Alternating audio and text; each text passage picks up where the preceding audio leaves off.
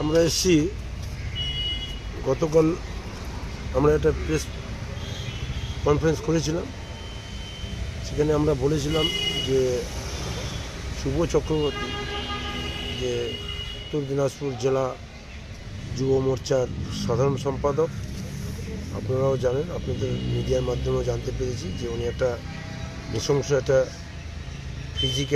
Sexual physical assault জড়িত, যৌন নিগ্রহে জড়িত একটা বালিকা, 13 থেকে 14 বছরের বালিকা, তার উপর ফিজিক্যাল অ্যাসাল্ট করেছে, যৌন নিগ্রহ হয়েছে।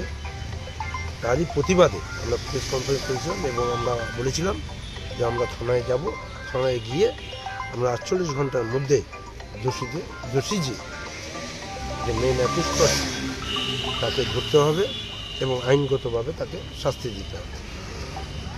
এই শাস্তির দাবিতে আমরা আমাদের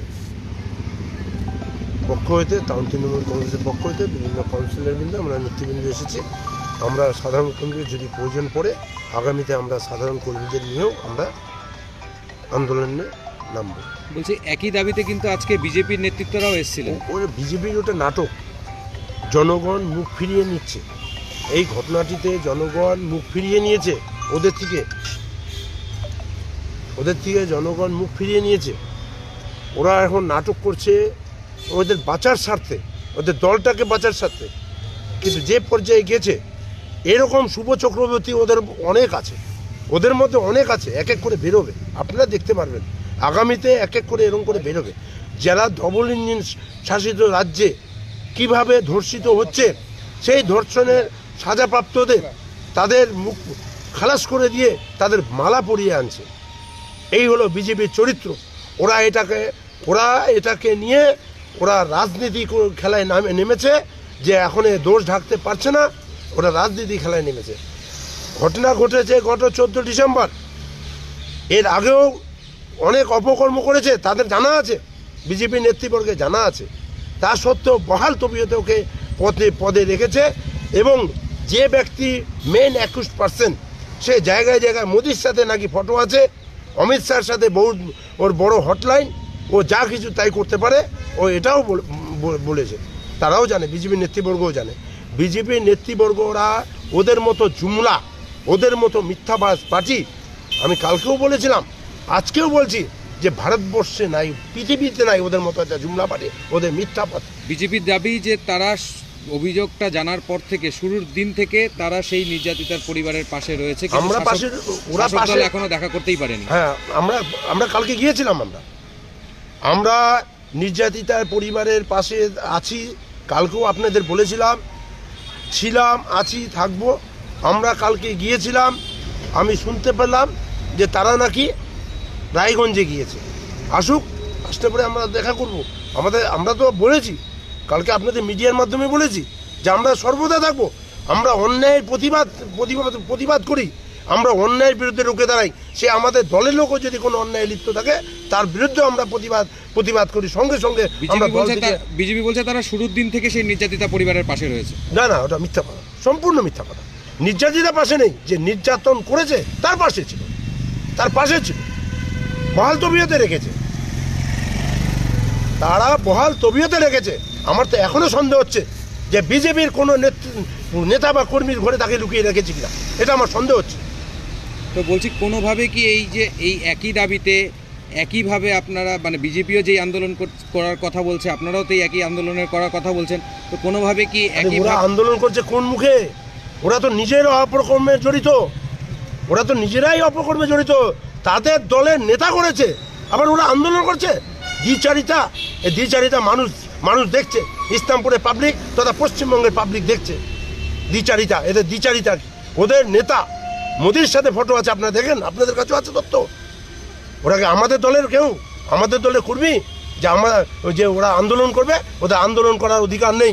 কারণ ওরা যদি শাস্তি দিতে চাইতো, ওরা অনেকদিন আগে শুনেছে, ওরা বহাল তবিয়তে রেখেছে। আমি তো বলছি যে ওরা আগেই ওকে সরিয়ে দিয়েছে, বিজেপি আগেই সরিয়ে দিয়েছে, ওদের দল থেকে সরিয়ে দিয়েছে। ওরা অপকর্মে লিপ্ত থাকে, অপকর্মকে ওরা প্রশ্রয় দেয়, যেটা তৃণমূল কোনো সময় অপকর্মকে প্রশ্রয় দিবে না। তাদের দলের যদি কেউ যদি অপকর্মে লিপ্ত থাকে, তারা কোনো দিন তাদের প্রশ্রয় দেবে না, তাদের আইনের মাধ্যমে তুলে দেবে। আমি বিজেপি নেতৃবর্গের কাছে বলবো যে আপনারা যদি কোথাও লুকিয়ে রেখেছেন আপনারা যথাশীঘ্র থানায় তুলে দিন, নাহলে আমরা বৃহত্তর আন্দোলন আপনাদের এগেস্টে নামবো। আর আমাদের প্রশাসন এখন কথা হলো, প্রশাসন আমাদের অ্যাসিওরেন্স দিল যে আমরা ব্যাপারটাকে যথেষ্ট সহানুভূতির সঙ্গে দেখছি, কারণ এটা একটা এরকম নৃশংস জঘন্যতম অপরাধ আমরা সহ্য করব না। আমরা বিভিন্ন জায়গায় চ্যানেল করেছি, আমরা সূত্র মারফত আশা করি আমরা বেশ কিছু দিনের মধ্যেই, হয়তো 2-1 দিনের মধ্যে আমরা ধরে নিতে পারবো। আমি অ্যাসুরেন্স পেলাম। আমি গতকাল 48 ঘন্টা সময় দিয়েছিলাম।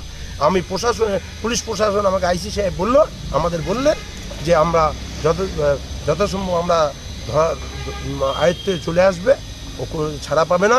তাছাড়া যা অফিসিয়ালি যা করণীয়, এই শিক্ষকের যাতে চাকরিটা যাতে না থাকে, চাকরি থেকে যে বহিষ্কার করা, আমরা এই দাবিও তুললাম।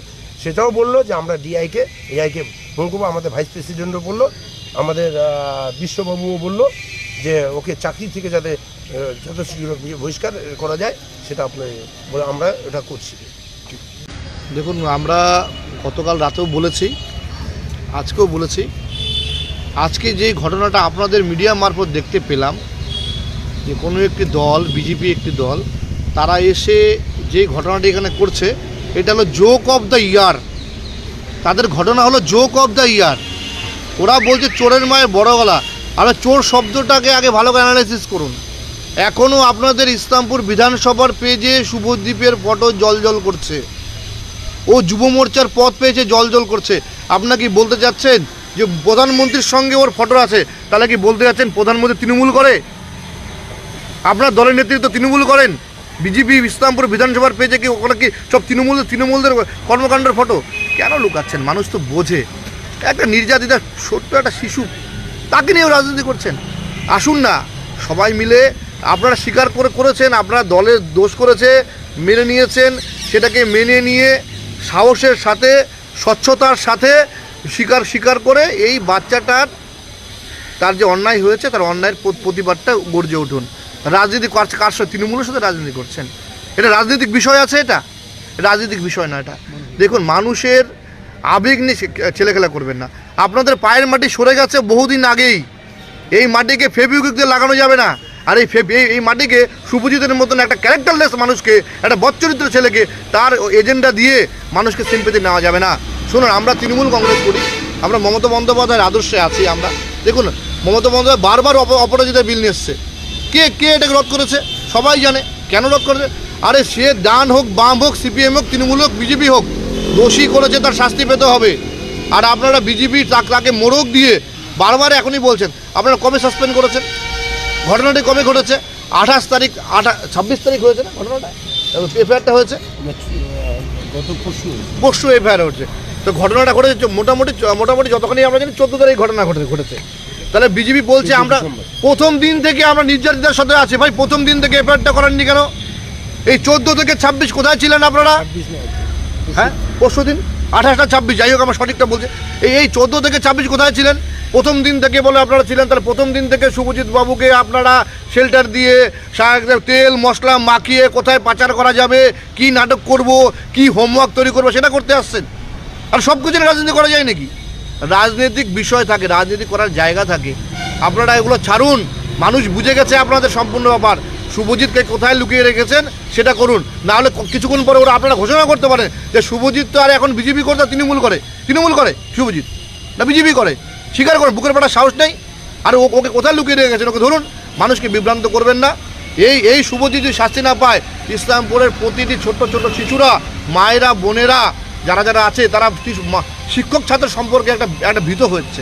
তাই বলছি, আপনাদের শুভবুদ্ধি সম্পন্ন হয়েছে, আপনারা থানায় এসছেন, আসুন আমাদের সাথে আসুন। আমরা আন্দোলন করতে যাই না, আমরা জানি আপনাদের কাছে লুকানো আছে।